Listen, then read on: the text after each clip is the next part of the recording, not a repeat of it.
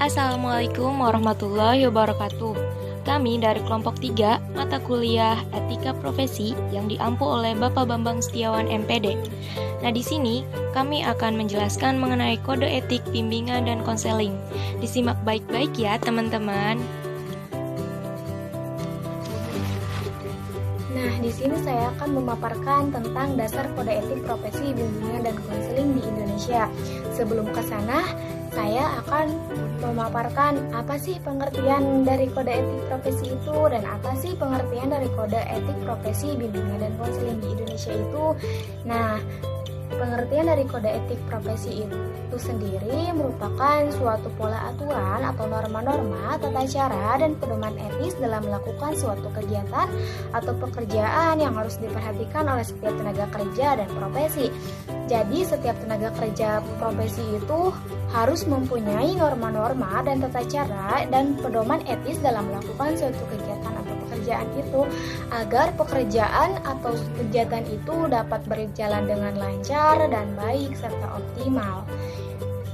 Nah, sedangkan pengertian kode etik bimbingan dan konseling di Indonesia itu merupakan suatu landasan moral ataupun pedoman tingkah laku yang profesional yang dijunjung tinggi yang diamalkan serta diamankan oleh setiap anggota asosiasi keprofesionalan bimbingan dan konseling di Indonesia. Jadi setiap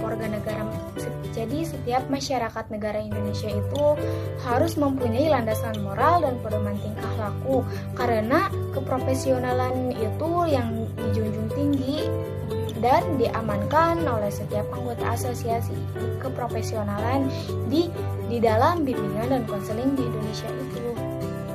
Nah, dasar kode etik profesi bimbingan dan konseling di Indonesia itu ada dua dasar atau dua landasan, yaitu Pancasila dan tuntutan profesi. Nah, Pancasila itu mengingatkan kita bahwa profesi bimbingan dan konseling merupakan suatu usaha pelayanan terhadap sesama manusia dalam rangka ikut membina warga negara Indonesia yang bertanggung jawab. Nah, hal ini selaras dengan pengertian bimbingan dan konseling yang merupakan suatu proses bantuan kemanusiaan yang disebut dengan dalam istilah praktek konseli itu konseli itu meminta bantuan kepada konselor. Nah, konselor itu tugasnya membimbing dan mengarahkan si konseli tersebut agar tercapainya perkembangan dengan baik dan optimal ke depannya. Terus sedangkan dalam tuntutan profesi itu dijadikan dasar kode etik dikarenakan layanan profesi bimbingan dan konseling tersebut dapat mengacu kepada kebutuhan serta perkembangan konseli itu akan didasari oleh norma-norma yang berlaku dan akan tercapainya kebahagiaan dalam hidup konseli tersebut.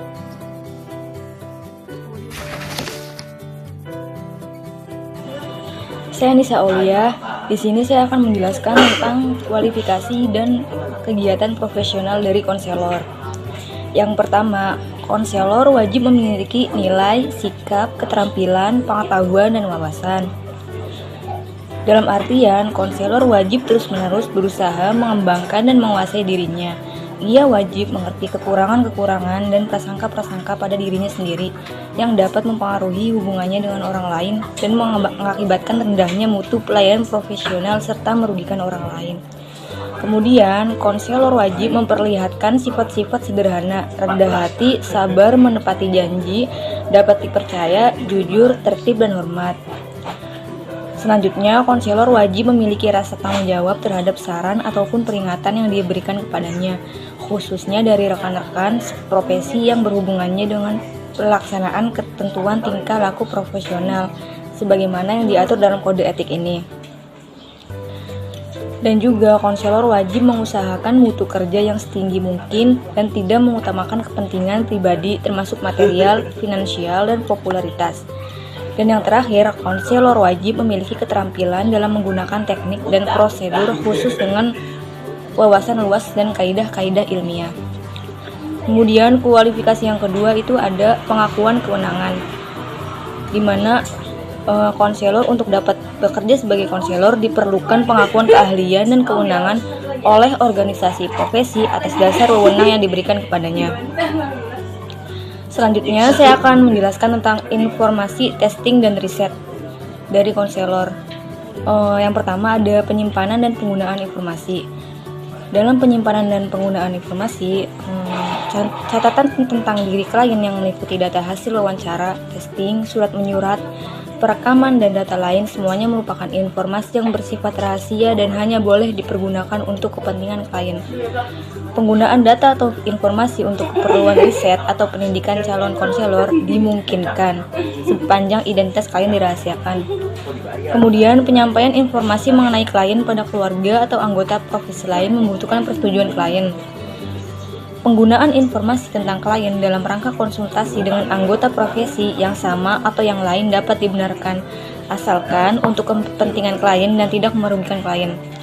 Selanjutnya, keterangan mengenai informasi profesional hanya boleh diberikan kepada orang yang berwenang menafsirkan dan menggunakannya. Dan yang kedua itu ada testing. Testing ini suatu jenis tes yang hanya diberikan oleh konselor yang berwenang menggunakan dan menafsirkan hasilnya. Konselor wajib selalu memeriksa dirinya apakah mempunyai wewenang yang dimaksud. Testing dilakukan bila diperlukan data yang lebih luas tentang sifat atau ciri kepribadian subjek untuk kepentingan pelayanan. Konselor wajib memberikan orientasi yang tepat kepada klien dan orang tua mengenai alasan digunakannya tes di samping arti dan kegunaannya. Kemudian, penggunaan satu jenis tes wajib mengikuti secara ketat pedoman atau petunjuk yang berlaku bagi tes tersebut.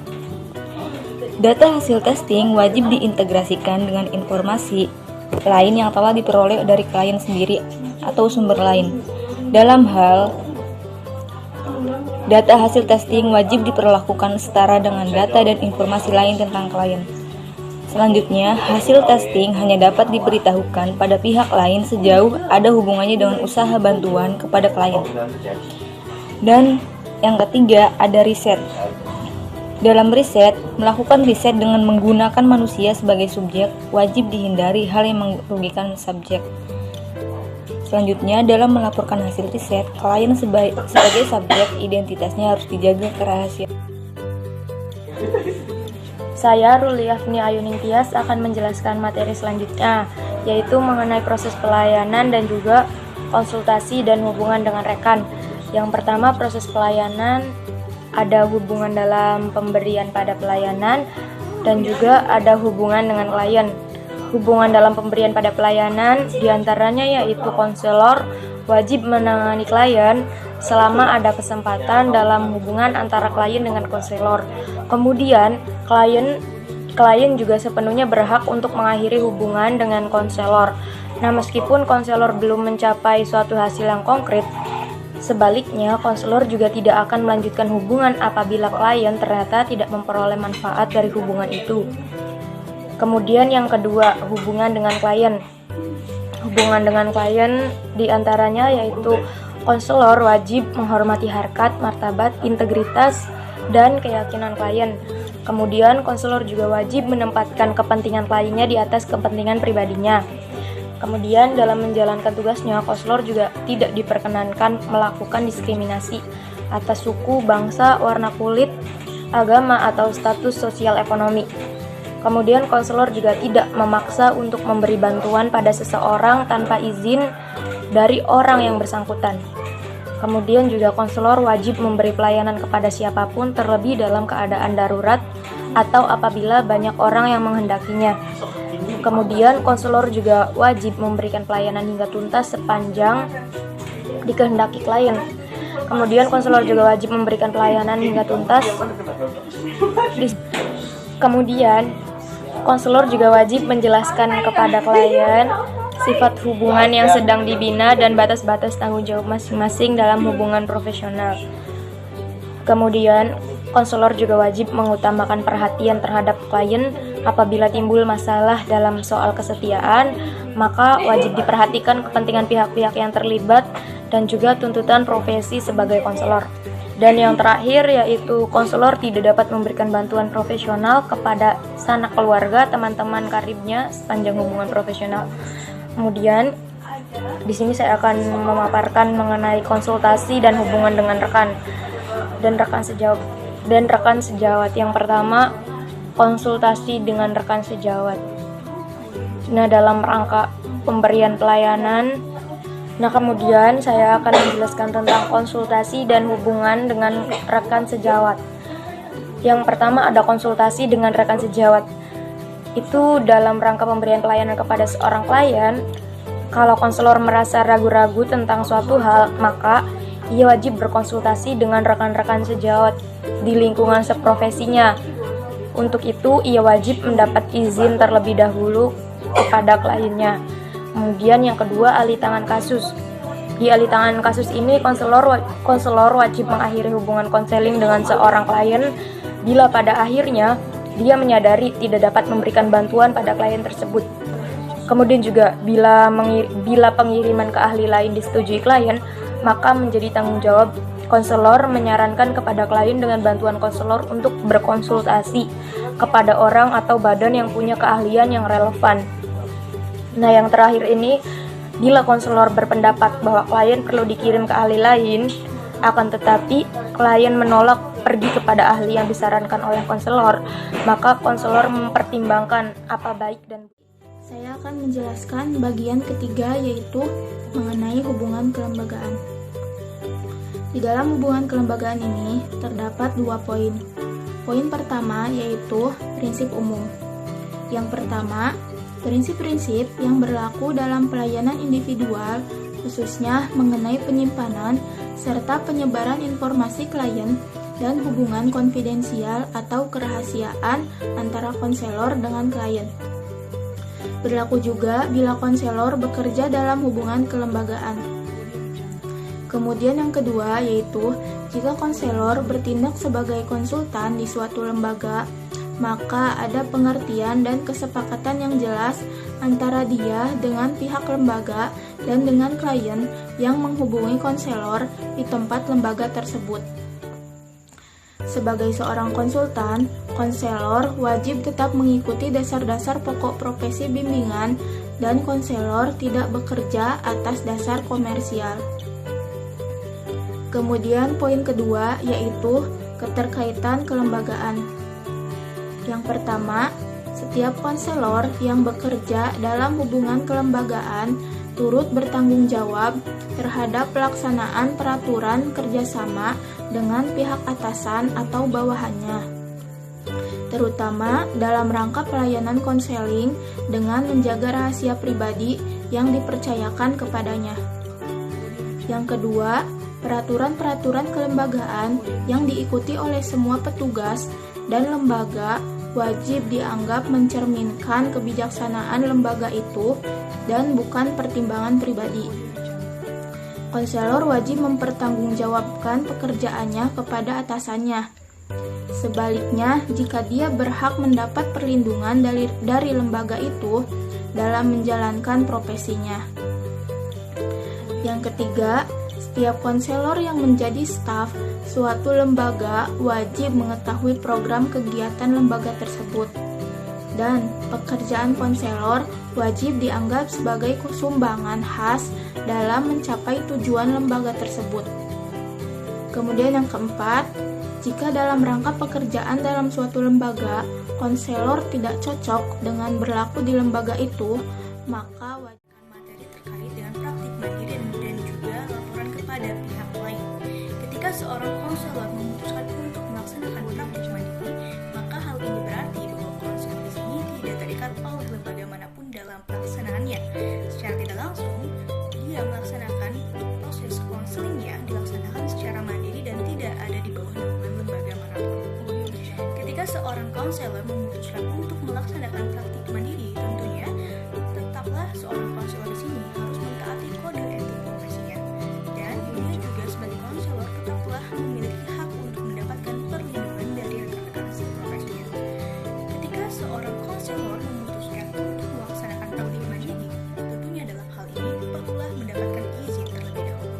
Izin di sini akan diberikan oleh lembaga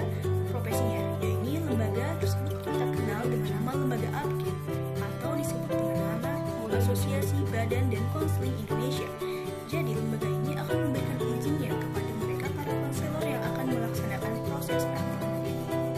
Kemudian, jika seorang konselor di sini tidak memutuskan untuk melaksanakan praktik mandiri atau kita kenal dengan nama mereka ini bekerja dalam suatu lembaga tertentu, maka tetaplah harus bijaksana jika dimintai ketika data-data kliennya, karena data-data klien ini jika dirasa perlu dan penting bagi lembaga tersebut untuk dimintai atau kita diberikan, maka seorang konselor harus bijaksana agar data si klien ini tidak merugikan klien manapun. Bab 5. Ketaatan pada profesi. A. Pelaksanaan hak dan kewajiban. Yang pertama itu, dalam melaksanakan hak dan kewajibannya sebagai konselor, konselor wajib mengaitkannya dengan tugas dan kewajibannya terhadap klien dan profesi sesuai kode etik ini. Dan semuanya itu sepenuhnya untuk kepentingan dan kebahagiaan klien. Jadi, dalam melaksanakan hal ini, kita sebagai konselor itu wajib mengaitkannya dengan tugas dan kewajiban terhadap klien dan profesi sesuai kode etik. Karena semuanya ini untuk kepentingan dan kebahagiaan klien. Dan yang kedua itu, konselor tidak dibenarkan menyalahgunakan jabatannya sebagai konselor untuk maksud mencari keuntungan pribadi atau maksud-maksud lain yang dapat merugikan klien, ataupun menerima komisi atau balas jasa dalam bentuk yang tidak wajar. Jadi di sini itu konselor itu tidak boleh menyalahgunakan jabatannya untuk mencari keuntungan baik itu pribadi atau maksud-maksud lain yang dapat merugikan klien. B. Pelanggaran terhadap kode etik. 1. Konselor wajib selalu mengkaji secara sadar tingkah laku dan perbuatannya bahwa ia mentaati kode etik. Yang kedua itu, konselor wajib senantiasa mengingat bahwa pelanggaran terhadap kode etik akan merugikan diri sendiri, klien, lembaga, dan pihak lain yang terkait. Jadi, sebagai konselor itu kita harus selalu mengingat bahwasannya pelanggaran terhadap kode etik itu bukan hanya merugikan diri sendiri, akan tetapi bisa merugikan klien, lembaga, bahkan pihak yang terkait. Yang ketiga itu, pelanggaran terhadap kode etik akan mendapatkan sanksi berdasarkan ketentuan yang diterapkan oleh Asosiasi Bimbingan dan Konseling Indonesia.